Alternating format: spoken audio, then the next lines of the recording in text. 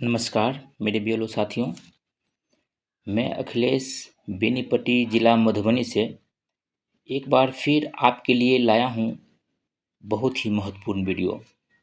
BLO app पर अभी H2H सर्वे काम चल रहा है। H2H सर्वे क्या है, इसका मुख्य उद्देश्य क्या है, मैं आपको बता दूं। आपके निर्वाचन क्षेत्र में जितने भी पात्र मतदाता हैं उन सभी का नाम वोटर लिस्ट में जुड़ जाना चाहिए। साथ ही आपके निर्वाचन क्षेत्र में जितने भी मृतक शिफ्टेड मतदाता है उसका नाम कट जाना चाहिए।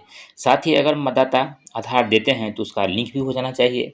अगर मतदाता का फोटो, नाम, पिता, पति, उम्र या गृह संख्या में अगर संशोधन की आवश्यकता हो तो शुद्ध हो जाना चाहिए। यह काम कैसे करेंगे, बहुत ही मैं आसान तरीक़ों से समझाने का प्रयास किया हूँ, वीडियो बनाया हूँ। इसे आप बार बार देखें और समझें, निश्चित रूप से आपको समझ में आ जाएगा। बहुत ही आसान तरीक़ा से हमने बताया है। अच्छा लगे वीडियो तो लाइक ज़रूर एक बार कर लीजिएगा। तो चलिए हम स्टार्ट करते हैं।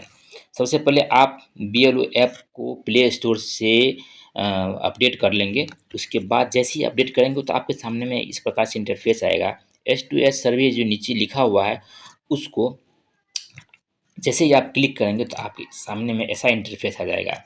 यहाँ ऑल हाउसेज ऊपर में है और वेरीफाई है। आप जब भी मतदाता का जो आप सर्वे काम कर रहे हैं उसमें जो मतदाता है उसका सर्वे करते हैं तो अगर उसको सबमिट करते हैं तो वेरीफाई में चला जाएगा, है ना। तो वेरीफाई में चले जाने के बाद में वह कैसे दिखता है ये भी मैं आपको दिखाता हूँ। जैसे वेरीफाई है, क्लिक कीजिए। वेरीफाई को क्लिक करते हैं तो इस प्रकार से जैसे हमने इतने लोगों का वेरीफाई कर लिया है। जैसे आपको दिख रहा है कि हाउस नंबर 1 में 34 है, फिर हाउस नंबर 1 में 2 है ना। ये हाउस नंबर 5 में भी हमने वेरीफाई किया है। तो इस प्रकार से आपकी सारी लिस्ट आपको दिखाई देगी कि आप कितने हाउस नंबर में कितने लोगों का वेरीफाई कर लिया है, ऐसा दिखेगा। तो चलिए हम वेरीफाई कैसे किए हैं। तो हम सबसे पहले ऑल हाउसेज में चलते हैं। ऑल हाउसेज ऊपर में है, बाईं ओर सबसे ऊपर में, वहाँ आप क्लिक करेंगे तो आपके सामने में एक नई इंटरफेस आएगी। नीचे आप देख रहे हैं ना, सर्कल से मैं घेरा हुआ हूँ, उसको आप क्लिक करेंगे। वहाँ सर्च बटन है, सर्च बटन में क्लिक करने के बाद में आपको सर्च लिखने का आएगा। जो आप लिखिए, यहाँ पर 2 तरीके से आप सर्च कर सकते हैं, एक नाम के द्वारा और एक जो गृह संख्या के द्वारा।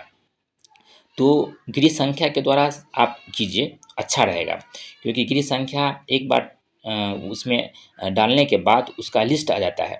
देखिए कैसे आता है लिस्ट, वो भी मैं आपको दिखा रहा हूँ। जैसे मैं यहाँ सर्च बटन में 2 लिखा तो 2 लिखने के बाद में ऊपर में ही 2 गृह संख्या नहीं आएगा, आपको थोड़ा सा नीचे स्लाइड करना होगा।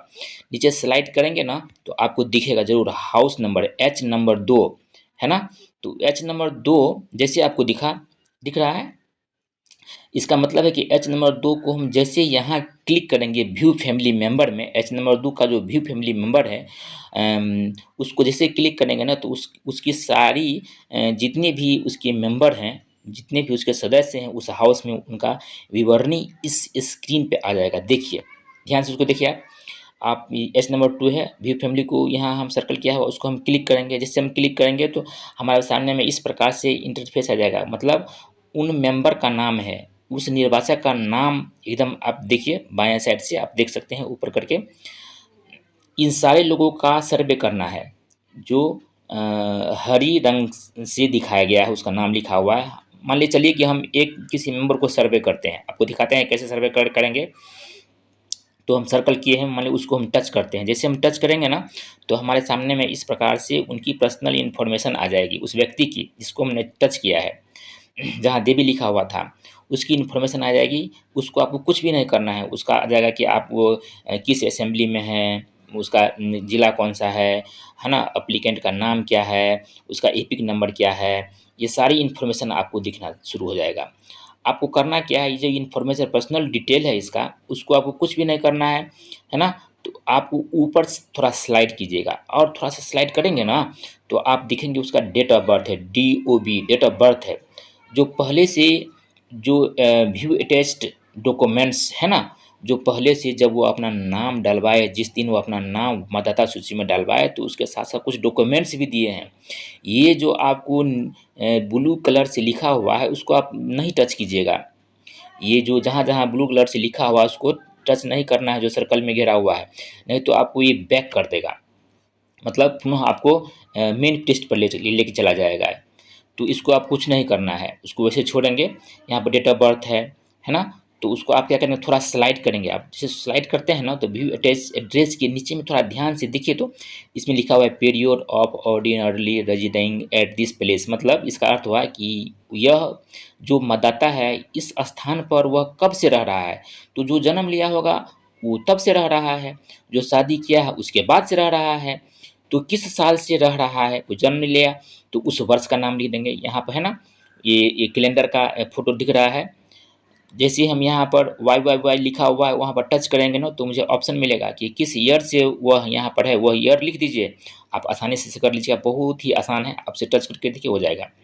उसके बाद फोटोग्राफ करेक्ट है कि नहीं, करेक्ट है तो उसको टिक आउट कर लेंगे, अगर इनकरेक्ट है तो उसको टिक आउट कर लेंगे। चलिए देखते हैं, आगे बढ़ते हैं। इसका कहता है डिटेल्स उसका mention above the house visitor electoral. उसका इलेक्ट्रॉल जो है, जो मतदाता है ना, जो आप विजिट किए हैं, हाउस जो विजिट किए हैं, तो क्या वो मतदाता सेम है। सेम है तो उसको सेम में क्लिक करेंगे, अगर सेम नहीं तो उसे नॉट सेम लगाएंगे। डेट ऑफ बर्थ जो है, सो उसका date of birth as database on the house visitor. वो जो आप विजिट कर रहे हैं ना, तो उसका डेट ऑफ बर्थ क्या सेम है। अगर सेम है तो सेम में टिक आउट करेंगे, नॉट सेम है तो नॉट सेम में क्लिक करेंगे। अभी एड्रेस भी वही बात है। अगर देखिए मैं आपको यहाँ एक चीज़ बताता हूँ कि अगर सेम करते हैं, सेम सेम करके हम आगे बढ़ते हैं तो कोई दिक्कत नहीं है।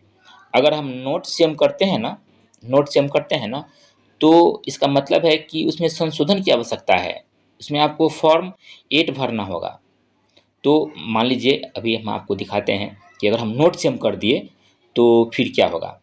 तो देखिए अगर हम नोट सेम करते हैं, मान लीजिए अभी नोट सेम कर दिए, तो देखिए नीचे ऑप्शन आ गया ना, फिल फॉर्म 8। ये फिल फॉर्म 8 आ गया। इसका मतलब है कि हम नोट सेम किए हैं तब फिल फॉर्म 8 आया है। इसका मतलब है कि ये जो है सो फॉर्म हमको 8 भरना होगा साथ साथ। अगर ये फॉर्म अगर सब सही है तो उसको हम सेम सेम कर देंगे। तो ये फॉर्म कैसे इसी समय हम भर लेंगे, ये बहुत ही आसान है। हम मैं करके दिखाऊंगा लेकिन इसी वीडियो में नहीं, क्योंकि यह वीडियो बहुत लंबी हो जाएगी। इसीलिए जो है इसको हम अभी यहीं पर छोड़ करके आप आगे आपको हम बढ़ते हैं। मान लीजिए कि हम सेम कर देते हैं फिलहाल। फोटोग्राफी करेक्ट है, करेक्ट कर दिए।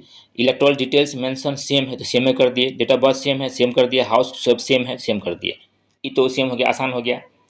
चलिए आगे जो एक चरण है जिसमें है कि PWD डिटेल, उस मतदाता का PWD डिटेल भी है। मान लीजिए कि ऐसे भी मतदाता होंगे क्षेत्र में जो विकलांग हैं, जिनको इसमें शो करना आवश्यक हो जाता है।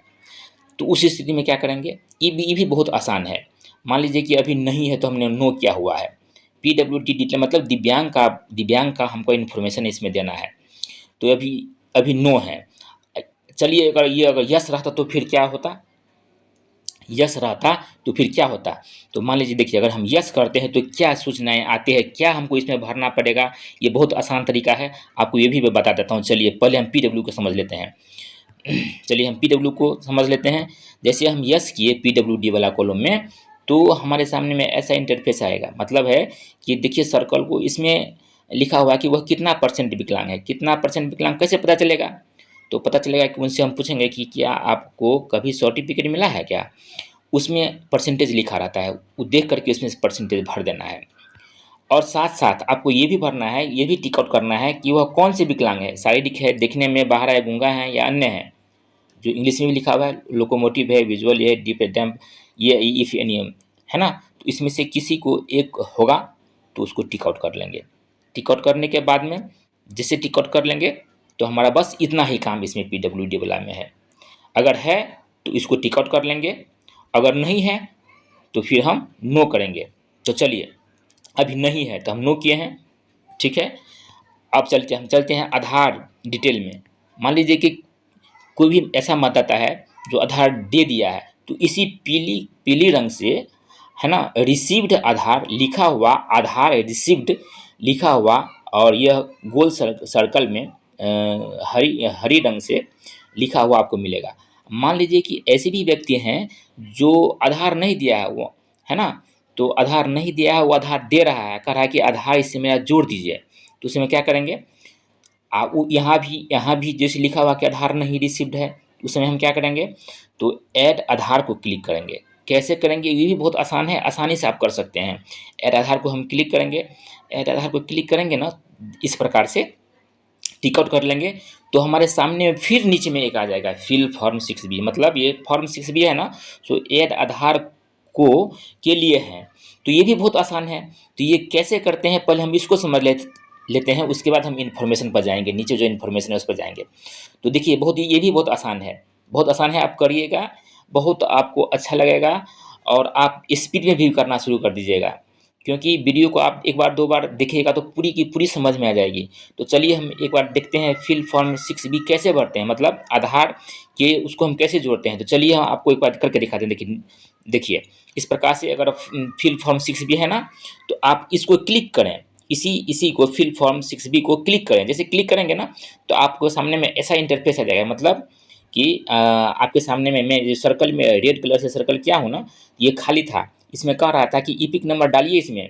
तो हमने उस मतदाता का ईपिक नंबर डाल दिए और फिर नीचे लिखा हुआ है वेरीफाई फिल फॉर्म 6B, उसको फिर हम वेरीफाई कर दिए। जैसे वेरीफाई करेंगे ना, तो इसकी सारी इन्फॉर्मेशन है ना, सो इस प्रकार से उसका पर्सनल इन्फॉर्मेशन आ जाएगा, मतलब ये किस स्टेट से हैं, डिस्ट्रिक्ट कौन सा है, असेंबली कॉन्स्टिट्यूंसी कौन सा है ना, उसकी सारी इन्फॉर्मेशन आ जाएगी। सेव और नेक्स्ट पर क्लिक कीजिए। अब जैसे ही वहाँ पर क्लिक करेंगे तो उसकी इन्फॉर्मेशन और कुछ ऐसी यहाँ आ जाएगी, और ये होगा उसका नाम, उसका सरनेम और ईपिक नंबर, जिसको हमने इरेज किया हुआ है ताकि उसकी निजी इन्फॉर्मेशन है ना, तो उसको हम आउट नहीं होना देना चाहते हैं, है ना। तो इस प्रकार से हम करते हैं। तो उसके बाद आप थोड़ा नीचे स्लाइड करके देखें ना, तो आपको सेव और नेक्स्ट, है ना, सेव और नेक्स्ट को ओके करें। जैसे ही आप उसको टिक आउट करेंगे, ओके करेंगे, तो आपके सामने में ऐसा इंटरफेस आ जाएगा। देखिए ये हमने रेड कलर से आधार नंबर, उसको आप टिक आउट सबसे पहले कर लेंगे, उसको टिक आउट करेंगे। और तो टाइप हियर, मतलब उसका नाम, आधार नंबर भी यहाँ पर लिख दीजिए। टिक आउट करने के साथ साथ उसका आधार नंबर भी यहाँ हम लिख देंगे। जैसे लिखेंगे ना, तो हमारे सामने में एक नई इंटरफेस आ जाएगी। ऐसे देखिए नीचे है ना, वहाँ पर एडोकासिन, यहाँ पर ओके करेंगे, ओके कर लेते हैं। उसके बाद सेव और नेक्स्ट को क्लिक कर देंगे ना, तो हमारा आधार ऐड हो जाएगा, है ना। आधार मेरा ऐड हो गया। बहुत आसान है, आप एक दो बार देख लीजिए वीडियो को, बहुत ही आसान है, समझ में आ जाएगा। तो आधार इस प्रकार से ऐड कर लेंगे। तो चलिए हम आगे फिर बढ़ते हैं अगला इन्फॉर्मेशन में। जो अगला था, on house visit applicant is found, information था। ये इन्फॉर्मेशन का सेक्शन है ना। तो ये हाउस जब हम विजिट कर रहे हैं ना, तो वह एप्लीकेंट है जो मतदाता है, सो प्रेजेंट था कि नहीं, एक्सपायर हो गया है क्या, शिफ्टेड है क्या, रिपीटेड है क्या, ये सूचनाएं हमको वहाँ भरना है। प्रेजेंट है तो हम प्रेजेंट को टच करेंगे, टिक आउट कर लेंगे और फिर आगे बढ़ेंगे। आगे बढ़ेंगे कैसे, देखिए फिर नीचे कह रहा है कि क्या ऊपर की सारी जो इन्फॉर्मेशन है सो करेक्ट है ना, है तो यस कर लेंगे, अगर नहीं है तो नो होगा। ठीक है, तो इसको हम यस करते हैं, इसको प्रेजेंट है ना कर लेंगे। उसके बाद नीचे हम ओके कर देंगे। ठीक है, उसके बाद आता है प्रीव्यू। नीचे नीचे देख रहे हैं ना दाहिना साइड में, उसको हम प्रीव्यू को हम ओके करेंगे। देखिए हम ओके करते हैं, ओके करने के बाद क्या होता है, यस कर दिए,